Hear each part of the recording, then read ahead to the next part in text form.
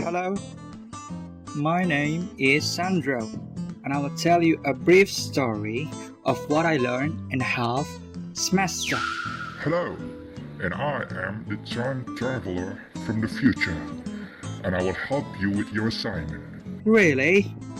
From what time? 2020. So let's get started.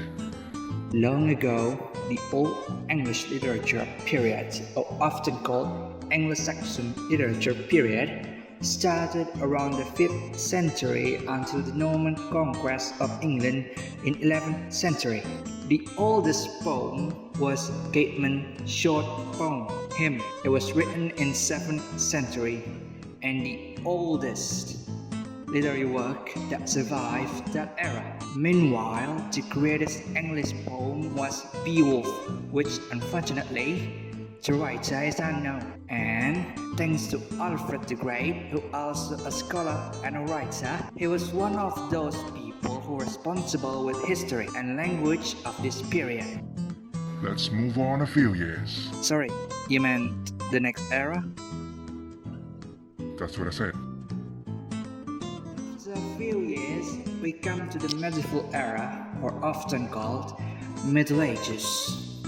The beginning of this era, around 1066 until 1485, the literary works during this era consist of several characteristics, like chivalry, which refers to moral codes of medieval knights, Sir Gawain, for example. Next, we have romance, refers to godly love of medieval knights and married women, like Sir Gawain and the Knight. Then, we have morality plays, which refers to how to live according to the church. One of the most influential writers, Geoffrey Chaucer, often called the father of English poetry. His famous work is The Canterbury Tales, was written in 1386. This collective story is about pilgrims that had a journey from London to Canterbury. Let's move on to the next era. Wait, where's Triple C? Good, there's nothing can bother me anymore. Don't worry, I know you're bored. I will tell you the story as fast as I can.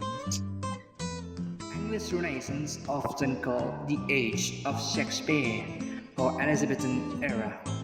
The era was started during the late 15th century until the early 17th century. The literature was influenced by the culture of English court. At that time, literature has reflected the religion and political issues of the ruler class. King Henry VIII was started the reformation of English Church from Catholic to Protestant in 1530s.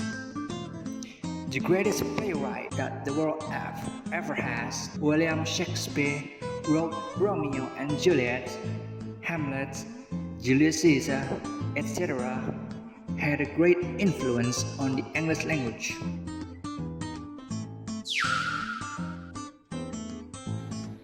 Sorry, I just had a little adventure. I went back in time and met Jane Austen. You've met Jane Austen? The Jane Austen, the writer of Pride and Prejudice and Emma. I'm such a big fan of her. How is she like? I will tell you about her when you finish your assignment. So, the revolutionary struggle in 1640, when civil war between the King's army and Oliver Cromwell's parliamentary forces began. Restoration literature was happened during the English Restoration in 1660 until 1689. John Milton, the greatest writer in the era, believed his purpose as the intellectual to serve his country with his works. Milton tried to criticize the similarities between Church of England and Roman Catholic Church. Unfortunately, Milton's greatest works like Paradise Lost, Paradise Regained, etc. were not published until after the Restoration era. Oh, this is so boring. Would you mind to take turn? What is in it for me? Well, I will give you the first published of H.G. Wells' The Time Machine. What do you think? The 18th century is the era where the science started to develop and got massive progress, or people often call it the time of enlightenment. It happened in 1689 until 1750 and also known as Augustan Age. The fact that William III being declared as king because the revolution of 1688 had impact to 18th century literature. The works of this era made for middle-class audience, sometimes sarcastic and exaggerated. Meanwhile, it wasn't a new thing to make a satirical attack through poem. Instead, comedy laughs at human weakness, satire characterized by a lack of tolerance of human imperfection. It involves an idea and condemns those who fail to live up to this ideal. The writers of this era were Jonathan Swift with his works The Battle of Book and Gulliver's Travels, Daniel Defoe with his Robinson Crusoe and Moll Flanders, last Henry Fielding with his Tom Jones. That's how you tell a story. Sorry, what? I didn't pay attention. Could you do it again with the next era? Fine. Watch and learn, kid. The Romantic period, or also called Age of Revolution, was the time that showed the American Declaration of Independence in 1676. The era started in the late 18th century until the mid-19th century. Literature at the end of the 18th century turned again to sentiments, traditions, and exotic settings. Romantic era includes everything that passion, mystery, imagination, creativity, and exploration of human nature. Poets during this era was Blake, Wordsworth, Coleridge, Shelley, Byron, and Keats. The writers of this era were dominated by men. So, what did you learn, kid? That you are an amazing storyteller. Well, I guess it's my turn now. I have to finish the story. Even though I'm not a good storyteller as you are.